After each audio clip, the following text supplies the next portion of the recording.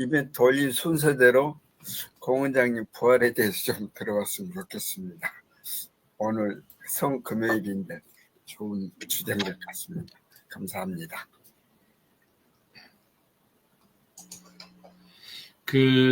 이번 주에 이제 아무래도 이제 부활절 고난주간 부활절이기도 해서 제가 팀 켈러 부활을 입다라는 책을 읽었습니다. 조금 뒤쪽에 좀 남았는데 이걸 읽으면서 우리가 이제 예수님을 믿는다는 거에 관련되어 있는 내용들하고, 그러면 예수님을 믿는데 그 믿는 예수님이 어디까지 우리의 삶 속에서 실질적으로 우리가 나타나질 수 있느냐, 정말로 예수를 믿는 건지 아니면은 아는 건지, 어떤 그런 부분에 관련되어 있는 고민이 좀 사실은 됐었고, 그래서 원래 이제 부활이 저한테는 이제 어떤 의미가 있는지 그 부분에 관련돼 있어서 생각해 보면서 이 책을 읽었고요. 이번 주간에 이제 주일날 이제 제가 마침 대표기도 순서라서 부활절 기도를 준비하면서 그 부분들을 좀 생각을 해본 그런 시간이었습니다.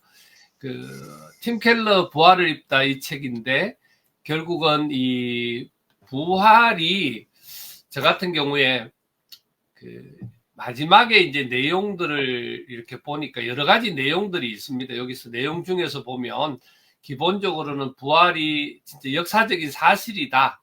그냥 단순히 그냥 뭐 설화에 나오는 이야기나 그런 게 아닌 거를 실질적으로 이렇게 조명을 해놨고요. 그 다음에 이제 그 성경의 열쇠에서 우리 그리스도인 정체성이라든지 가치관의 변화, 뭐 이런 부분에 대한 이야기, 그리고 3편에서는 인격적으로 부활신앙이 시작되는 우리 성경에 나오는 주로 5 인물을 통해서 이렇게 부활에 대해서 이야기했었고요. 그리고 이제 마지막으로는 부활이 우리 삶의 영역에서 어떤 그걸 차지하는지에 대한 그런 이야기들이 이렇게 있었습니다. 그래서 일상이나 관계, 직업, 뭐 영적인 삶, 그리고 제일 마지막에 계시록 3장 20절 말씀을 이제 이렇게 해놨었는데요. 이 부활을 입다 이 책에서 결국은 제일 마지막으로 느껴졌던 그런 부분들이 뭐냐면, 그냥 예수만 믿는다 하고 믿는 사람으로서의 그냥 믿는다는 표현, 그냥 그런 거냐, 실질적으로 예수가 부활했다는 걸 믿고 다시 오신다는 걸 믿고, 그리고 실제로 생활 속에서 그렇게 같이 예수와 살아가느냐, 그거에 대한 질문을 마지막에 하더라고요. 그래서 여기 마지막 말씀이 우리가 알고 있는 그 기본적인 이 요한계시록 3장 20절 말씀, 볼지어다 내가 문 밖에 서서 두드리노니 누구든지 내 음성을 듣고 문을 열면 내가 거기에 들어가 그와 더불어 먹고 그는 나와 더불어 먹으리라는 이 말씀인데, 우리가 보통 예수님을 영접하는 그런 문구로 주로 많이 쓰이는 거지만, 우리는 벌써 예수님의 부활을 믿고 예수님을 믿는 사람이라면 그 예수님은 벌써 영접이 된 건데, 그 이후에 그러면 예수님이 그에게 과연 들어왔느냐, 열었다면, 믿는다면, 그리고 들어와서 같이 더불어 먹는다. 같이 먹는 게 이제 며칠 전에 제가 포스팅한 식구라는 개념 있잖아요. 같이 밥을 먹는 건데, 그 실질적인 예수님이 같이 생활, 삶 속에서 같이 생활이 되느냐, 그 부분에 대한 질문을 하더라고요. 그래서 그 부분을 아주 좀 이렇게 고민하면서 또 그렇게 살아가고 있는지, 또 앞으로 그렇게 살아야 되겠다, 뭐 그런 생각으로 이번에는 이 책을 읽었습니다. 네, 그래서 조금 더 깊이 제일 마지막 부분에 조금 더 남아 있는데 그 읽고 정리하면서 실제로 그렇게 좀 살아야 되겠고, 부활의 예수님 같이 삶을 살고 또 다시 오실 예수님을 맞이할 수 있는 준비하는 그런 신앙인이 되어져야 되겠다. 예, 그런 생각이었습니다. 이상입니다. 감사합니다.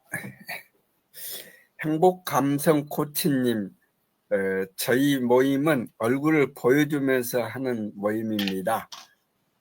이 얼굴 좀 보여주시나요? 또 어떻게 여기 들어오셨나요?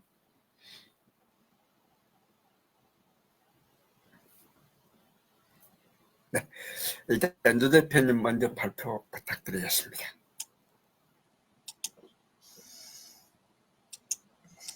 예, 제가 읽은 거는 컨셉 센스라는 책입니다. 예, 그 책은 이게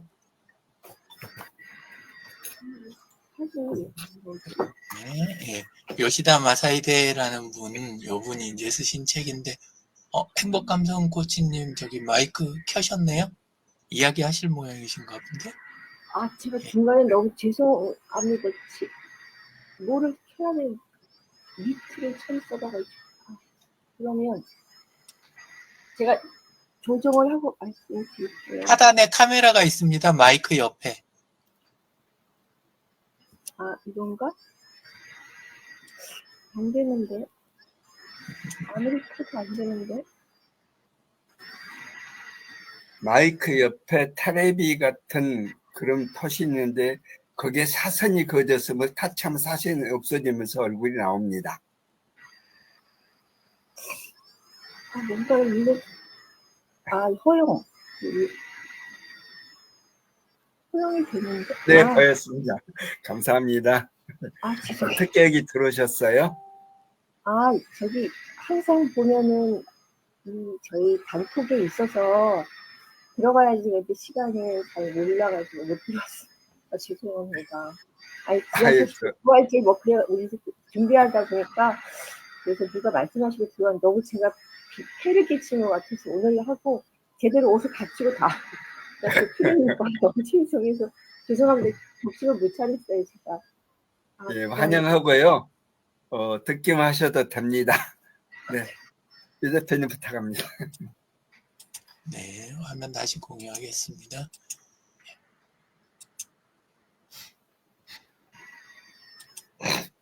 근데 이제 이분은 그 마케팅 회사 그쪽에서 이제 프로젝트 위주로 그렇게 하는 분이세요.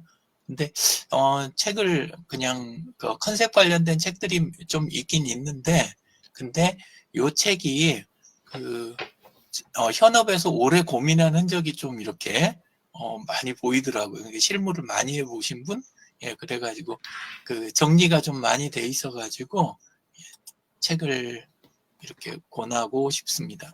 그래서 안에서는 요거는 지금 이제 그 교보문고 거기 들어가면 이 앞에 책 소개하는 거 있잖아요. 거기에 나와 있는 그 도해인데 저는 그냥 책 팔려고 그냥 소개하는 부분이다. 보통은 그렇게 생각해서 넘어가는데 책을 읽다 보니까 요거 한 장에가 다 들어있는 거예요. 실제 내용이. 그래서 책을 혹시 안 읽으실 분 같으면 요거 가지고 조금 묵상해 보시면 그냥 될 것 같아요. 목차와 이 부분 가지고.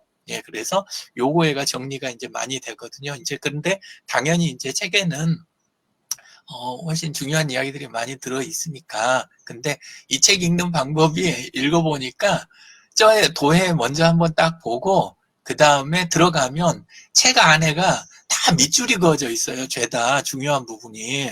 그래가지고 그것만 이렇게 따라가면서 읽어도 급하면 급한 대로 이렇게 보실 수 있을 것 같아요. 그래서 거기 있는 말부터 조금 몇 가지 이렇게 기본적인 거니까 이야기 드리고 가면 이분은 그 자기 나름의 밖에서 정의하는 것 말고 자기 나름의 정의를 따로 몇 가지를 갖고 계시더라고요. 그래서 요 책 자체는 일단 그 기획에 관련된 책인데 주로 쓰기는 그 광고 기획 쪽으로 쓰긴 썼어요. 근데 책 앞쪽에서 자기가 이렇게 언급한 거하고 마찬가지로 읽다 보면 광고 쪽 말고 그 다른 쪽에도 다른 분야, 그러니까 회사에서 일에 관련된 부분이나 사람들 모임 안에서 방향성에 대한 부분이나 이런 데다가 충분히 쓸 수 있겠다 이런 생각이 들게 책이 쓰여졌어요.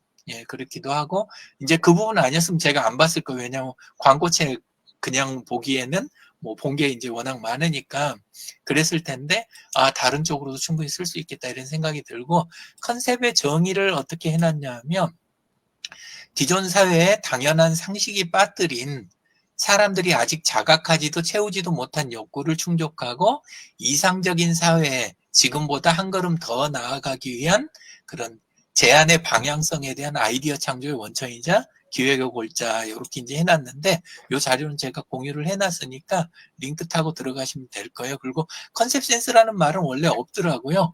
근데 이분이 책 안에서 보니까 자기가 정의를 한 거예요. 그래서 컨셉을 출발점으로 세상을 바라보고 기획을 생각하고 다른 사람하고 관계를 구축해 나가는 감성 그런데 이 말에서 느끼는 거 느껴지시겠지만 생각하고 감성 그다음에 행동하는 관계를 구축하는 행동까지 다 들어가 있으니까 실제는 이분은 이게 자기 삶하고 굉장히 많이 엮여 있는 그런 쪽으로 책을 썼더라고요. 그래서 이 아래에 있는 다양한 컨셉은 요건 소개 안 할게요. 시간이 모자라니까. 그리고 이곳 아닌 어딘가라는 느낌. 여기가 아닌 어딘가라는 그 위화감이 있잖아요.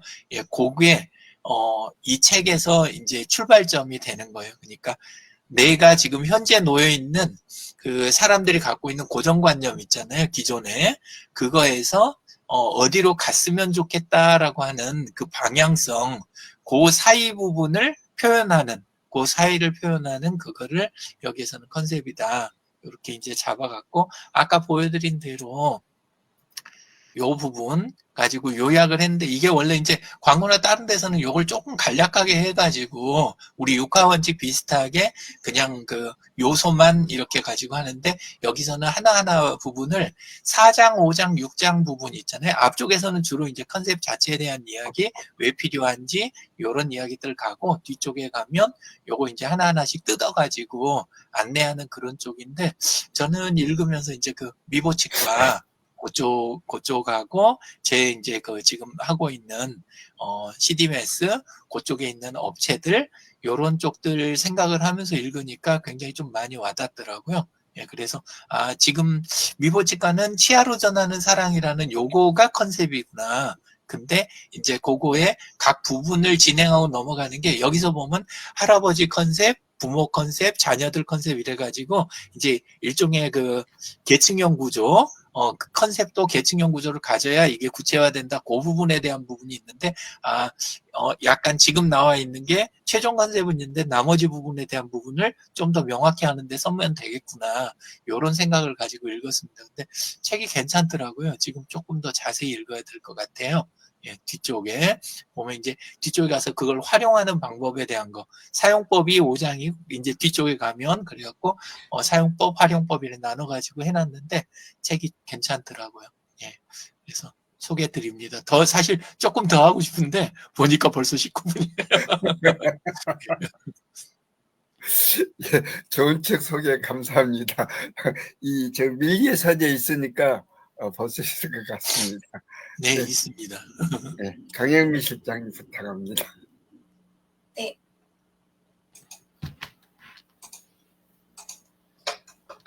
네, 저는 한여름의 방정식이라는 책을 읽었는데요. 흰가시도 보이고의 이제 일본을 대표하는 작가죠. 그래서 이 작가가 엔지니어 출신이더라고요. 그래서 이제 뭐 용의자 엑스의 헌신, 뭐 붉은 뭐 손가락, 탐정 갈릴레오 이런 책들을 이제 했는데 제가 이 책은 그 책 표지가 되게 이쁘기도 하고 그 방정식이라는 부분이 어떻게 이 소설 속에 의미를 가질까 해서 읽게 됐는데요. 여기에서는 이렇게 냉철한 이성과 과학적 추리를 상징하는 인물이 이제 그 유가와라고 하는 그 물리학자가 나오거든요.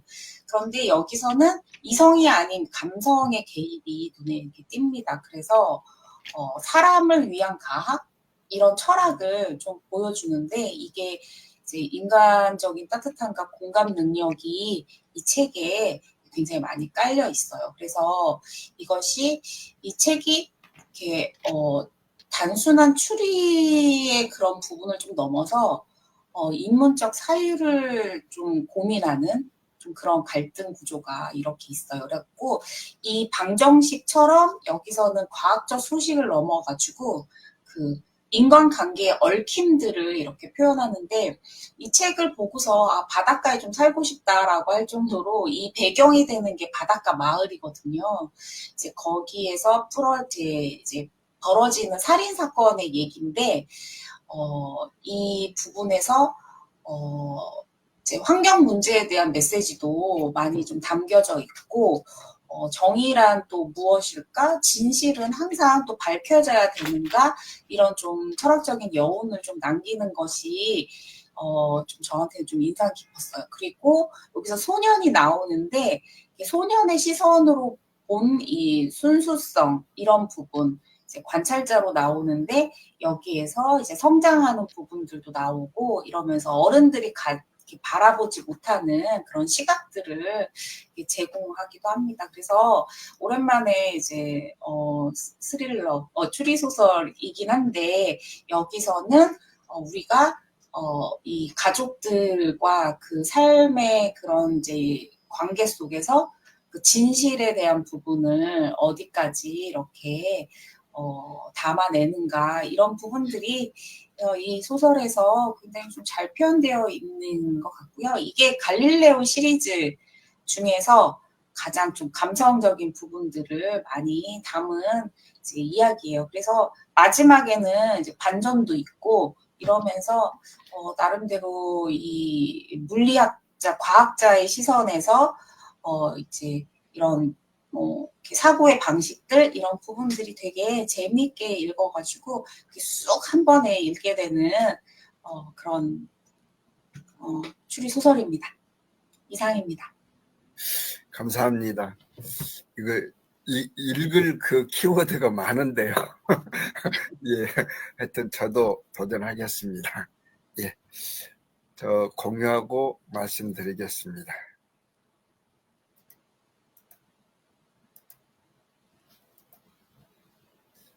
저는 이제 이 80세의 벽이라고 일본의 와다 히데키라는 분이 쓴 책인데 노인들은 꼭 읽어라라고 얘기를 하고 있습니다.